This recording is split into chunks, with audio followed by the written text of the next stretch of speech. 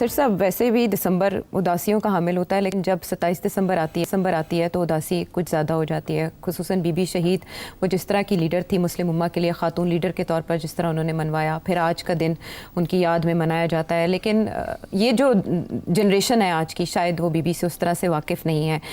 आज भी जो सवाल उठाया जाता है हर एक की तरफ से, वो ये कि वो किसके लिए थ्रेट थी, उन्हें कत्ल किसने किया।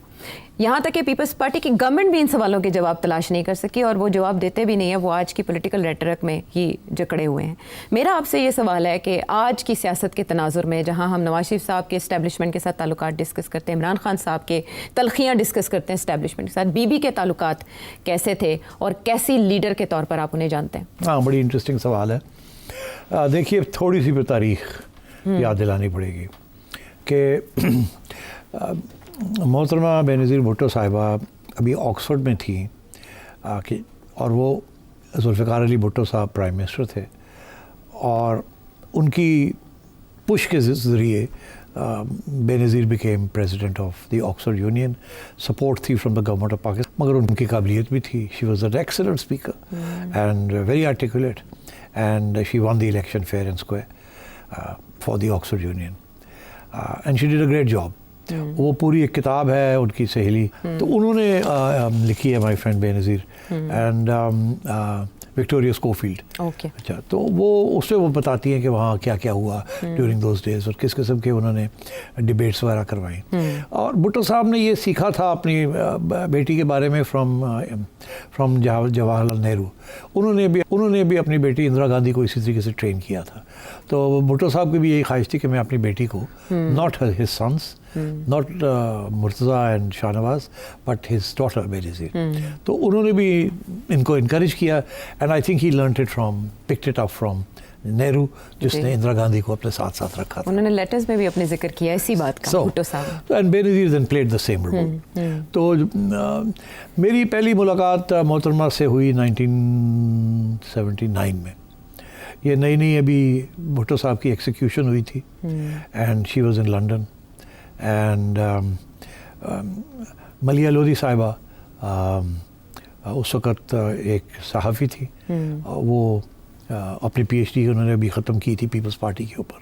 अच्छा। और ये बेनज़ीर साहिबा को जानती थी। तो किसी एक खाने पे मेरी मुलाकात हुई, मुझे मलिया ले गई थी वहाँ, मगर कोई बातचीत ख़ास नहीं हुई, सलाम दुआई हुई, इससे ज़्यादा नहीं हुई।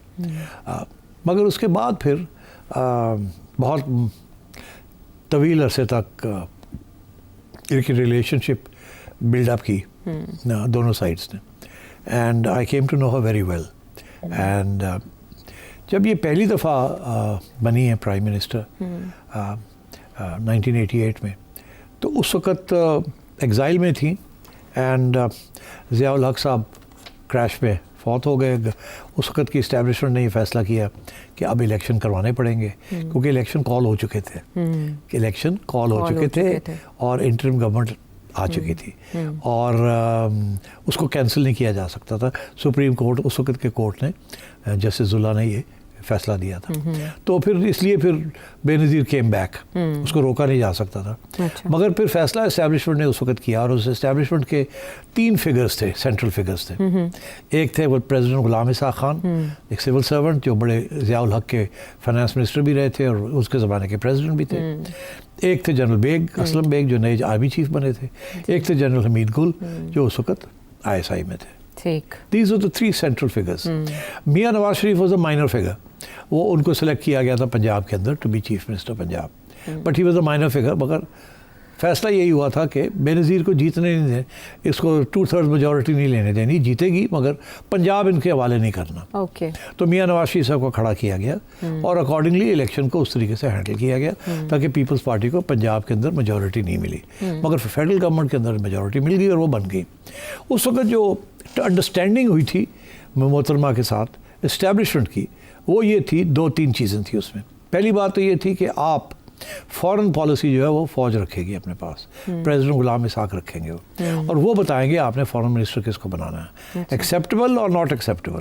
तो मोहतरमा ने कहा एक्सेप्टेबल, तो उन्होंने साहिबजादा लेफ्टिनेंट जनरल साहिबजादा याकूब खान को नॉमिनेट किया to be the foreign minister. वो इस्टेब्लिशमेंट के चाहते थे और इस्टेब्लिशमेंट के रिप्रेजेंटेटिव थे। This was the first condition. The second was Punjab आपको नहीं मिलेगा, पंजाब में नवाज शरीफ होगा, ठीक, वो अच्छा समझते थे अगर पंजाब ले गई है तो फिर क्या रह गया जी। बाकी सारा कुछ तो ले जाएगी। तो ये तीसरा ये था कि आपने कोई ऐसा काम नहीं करना जिसके साथ हमारी फॉरेन पॉलिसी जो है वो डिस्टेबलाइज हो जाए, आप अपना काम करें। तो मोहतरमा ने ओके कर दिया, मगर मोहतरमा की जो ख्वाब थी वो यही थी कि साउथ एशिया के अंदर अमन होना चाहिए, लड़ाई झगड़े ख़त्म होने चाहिए, तरक्की होनी चाहिए, अब प्रोग्रेस के ऊपर काम करना चाहिए, पीस। तो उस वक्त इंडिया के अंदर राजीव गांधी साहब प्राइम मिनिस्टर बने थे। तो मोहतरमा ने सबसे पहला इनिशिएटिव, 2 इनिशिएटिव्स लिए आते सार। एक तो ये कि जो सारे सियासी प्रिजनर्स थे उनको रिलीज़ कर दिया। हमारे दोस्त चौधरी एतजाज़ अहसन उस वक्त इंटीरियर मिनिस्टर थे और लॉ को भी देख रहे थे। अच्छा। तो उन्होंने सबको एमनेस्टी दे के सब सियासी जमात, और वो ज़्यादातर पीपल्स पार्टी के लोग थे, उनको रिहा कर दिया। और दूसरी तरफ बेनज़ीर ने रब्ता किया उनके साथ, राजीव गांधी के साथ, और फैसला ये हुआ कि अब अमन की वो पीस पाइप स्मोक करेंगे। ओके। एस्टैब्लिशमेंट बहुत अपसेट हो गई। एस्टैब्लिशमेंट ने पीपल्स पार्टी के लोगों को जेल में डाला हुआ था एज टेररिस्ट्स, एज अल-जुल्फ़िकार टेररिस्ट। जी जी, वो भी एक तरफ बड़े अपसेट हो गए हैं कि ताद ऐसा। दूजा है कि जी तुसी थे राजीव गांधी ने इनवाइट कर लिया थे, वो मेरे ख्याल साख का कोई था, उसको उसने आना था, वो आया। मोहतरमा ने फैसला किया कि अब हमने नॉर्मलाइज करना है रिलेशंस। एस्टैब्लिशमेंट बड़ी अपसेट हो गई कि यार रहते आधे साल गड़बड़ कर रही है, हमने तो इंडिया के साथ नॉर्मलाइज नहीं करना। तो उसी दिन फैसला हो गया था कि ये नहीं रह सकती। ओहो। और वही फिर पूरे 2 साल के अंदर उन्होंने एक साजिश के बाद दूसरी साजिश करके उसको मोहतरमा के ऊपर इल्ज़ाम लगाने शुरू कर दिए, चोर चोर चोर, जो कि हमेशा लगाते हैं हर एक के ऊपर, और वो लगा के उसकी छुट्टी करा दी। और प्रेसिडेंट अपना था, प्रेसिडेंट के पास एक कानूनी तौर पे पावर था, उसने उसको छुट्टी करा दी। मोहतरमा चली गई। अच्छा। उसके बाद नवाज शरीफ साहब को वो ले आए। उसके बाद नवाज शरीफ साहब का अपना झगड़ा हो गया, फिर वो चले गए। फिर मोहतरमा को उन्होंने एक मौका और दिया, वो आ गई, और कुछ था नहीं। इमरान खान तो उस वक्त था नहीं कहीं भी, अभी तो वो क्रिकेट खेल रहे थे जी। हाँ, पार्टी नहीं बनाई, अभी पार्टी शार्टी कोई नहीं बनी थी, उसके बाद बनी। मोहतरमा जब आ गई तो उनको फिर सेकंड चांस दी गई। सेकंड चांस से मोहतरमा ने, मेरा ख्याल है, उनसे कहा कि अब वो गलतियां नहीं होंगी जो पहले हुई। मतलब है कि हम पंगा नहीं लेंगे, अमन की बात इंडिया के साथ नहीं करेंगे। अच्छा, यानी तब पहले तो की फैक्टर्स तय नहीं हुए थे, अब हुए। तो डील के बाद ही आई थी मोहतरमा 2000? नहीं, डील नहीं, तो और कोई था नहीं, 2 ही पार्टी थी, वो एक को निकाला तो दूसरी ने आना था, उसके साथ बातचीत हो जाती थी, तो वो हो गई बातचीत। अच्छा। तो वो हो गई बातचीत, तो मोहतरमा ने आके उसके बाद मोहतरमा ने हार्ड लाइन ली इंडिया के बारे में, क्योंकि उनको पता था पिछली दफ़ा मैंने सॉफ्ट लाइन लिया तो छुट्टी हो गई, अब एस्टैब्लिशमेंट की बात माननी है as far as India is concerned. ठीक है। तो फिर उन्होंने एस्टैब्लिशमेंट की बात मानी। ये 90 की दिहाई है कि कश्मीर के अंदर एक मूवमेंट शुरू हो गया इंडिजिनस जी। उस वक्त हमारा कोई मुदाखलत नहीं थी, मगर वहाँ खुद एक रिवोल्ट शुरू हो गया अगेंस्ट द इंडियन ऑक्यूपेशन। तो वो फिर हमारी एस्टैब्लिशमेंट ने सोचा कि इसका पूरा फ़ायदा उठाना चाहिए। तो मोहतरमा ने भी फिर कश्मीर कॉज अपना लिया एस्टैब्लिशमेंट के कहने के ऊपर, और फिर मोहतरमा मुल्कों के दौरे किए, कश्मीर कॉज, ये वो, यूनाइटेड नेशन, सारा कुछ किया। तो वो उस वक्त तो काफ़ी क्लोज हो चुकी थी वो एस्टैब्लिशमेंट के। अच्छा। और एस्टैब्लिशमेंट भी उनसे खुशी थी। मगर फिर क्या हुआ कि उनकी लड़ाई झगड़े शुरू हो गए फ़ारूक लगारी के साथ, जो उनके अपने प्रेसिडेंट थे। ये वही बात हुई जो कि नवाज शरीफ की अपने प्रेसिडेंट गुलाम इसाक के साथ लड़ाई झगड़ा हो गया और उनकी छुट्टी हो गई। इस दफ़ा फ़ारूक लगारी ने मोहतरमा की छुट्टी करा दी। तो फिर मोहतरमा once again went into London जाके बैठ गई, जिला वतन। उसके बाद खैर आपको पता ही है, नवाज शरीफ आ गए इलेक्शन के अंदर। नवाज शरीफ के पास नियरली 2/3 मेजॉरिटी थी। नवाज शरीफ साहब की फिर लड़ाई झगड़े शुरू हो गए प्रेसिडेंट्स के साथ और आर्मी चीफ के साथ। तो फिर नवाज शरीफ की छुट्टी करा दी गई एस्टैब्लिशमेंट ने, और फिर दोनों इकट्ठे जिला वतन थे। फिर जब मुशर्रफ का वक्त आया जाने का, तो फिर दोनों वापस आ गए और डील के तहत ही आए थे। अच्छा, अब वो कहते हैं कि डील वील कोई नहीं हुई थी। अच्छा। सिर्फ अंडरस्टैंडिंग हुई थी। पीपल्स पार्टी वाले कहते हैं डील नहीं हुई थी, अंडरस्टैंडिंग हुई थी। मुशर्रफ वाले कहते हैं यार अंडरस्टैंडिंग नहीं थी, चंगी भली डील हुई थी, ये भाग गई डील से, इसने हमें चाकू मार दिया। डील यही थी कि मुशर्रफ रहेगा एज प्रेसिडेंट और मोहतरमा जो है इलेक्शन के, पीपल्स पार्टी इलेक्शन लड़ेगी, मगर मोहतरमा वापस नहीं आएंगे आफ्टर द इलेक्शन, क्योंकि इन्होंने नवाज को बाहर रखा हुआ था। मगर मोहतरमा ने अपनी वो तोड़ के वो वापस आ गई। अच्छा।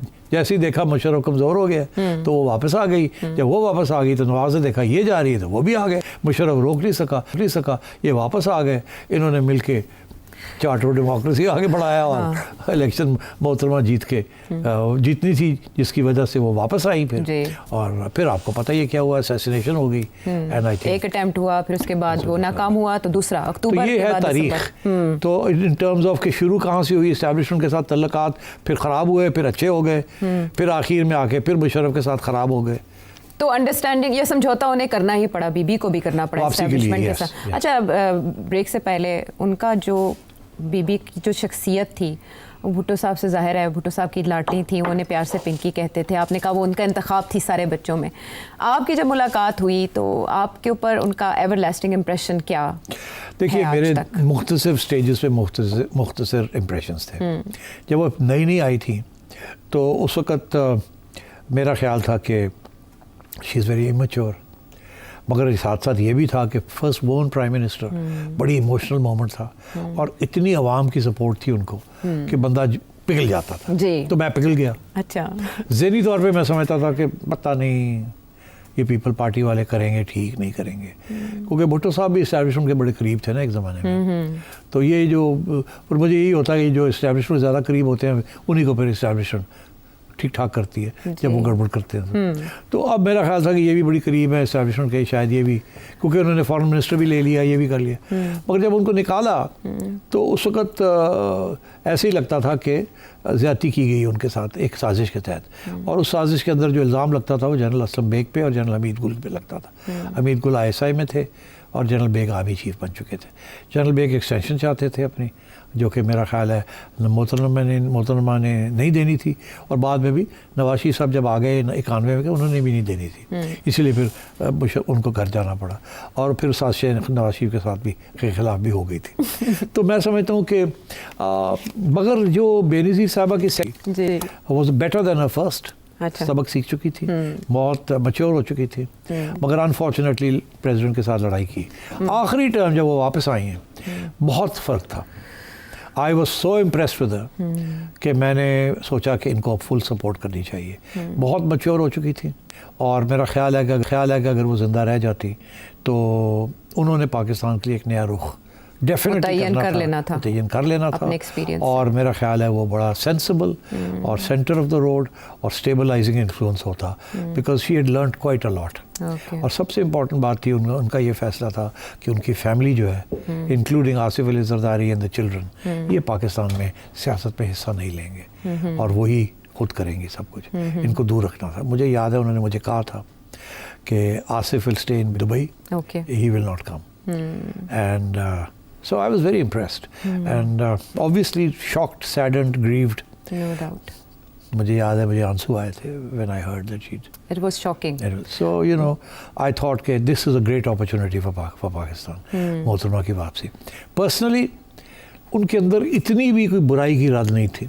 वो कोई उसके अंदर रिवेंज और विक्टिमाइजेशन और वेंजफुल होना ये कुछ भी नहीं था। बड़ी नरम दिल थी, बहुत इंटेलिजेंट थी, बड़ी जल्दी सबक सीखती थी, थोड़ी बहुत ज़िद्दी तो थी, but that's okay. At that level हक भी बनता है कि कुछ अपनी थोड़ी बहुत तो होनी चाहिए ना, थोड़ा बहुत अपना भी होता है। But I must tell you she was very kind to me, very forgiving, क्योंकि मैंने ऑपोजिशन भी की थी उनकी, मगर उन्होंने कभी भी उसको पर्सनली नहीं लिया, जैसे कि और सियासतदानों ने लिया है कभी कभी। उनके खिलाफ बात करते तो वो माफ़ नहीं करते। मोहतरमा में ऐसी कोई चीज़ नहीं थी। She was a wonderful lady, I miss her enormously. Everyone does. और आज उनकी बरसी के मौके ज़्यादा ही याद आई। जैसे वो चाहती थी कि उनका ख़ानदान सियासत में हिस्सा नहीं लेगा। बिलावल भुट्टो जरदारी साहब भी ये कह चुके हैं कि उन्हें जो रोल दिया गया वो इसके लिए तैयार नहीं थे, हादसाती तौर पर उन्हें आगे आना पड़ा। बहरहाल बहुत से ऐसे खला होते हैं जो कभी पूर्ण नहीं हो पाते। बीबी का खला उनमें से एक है।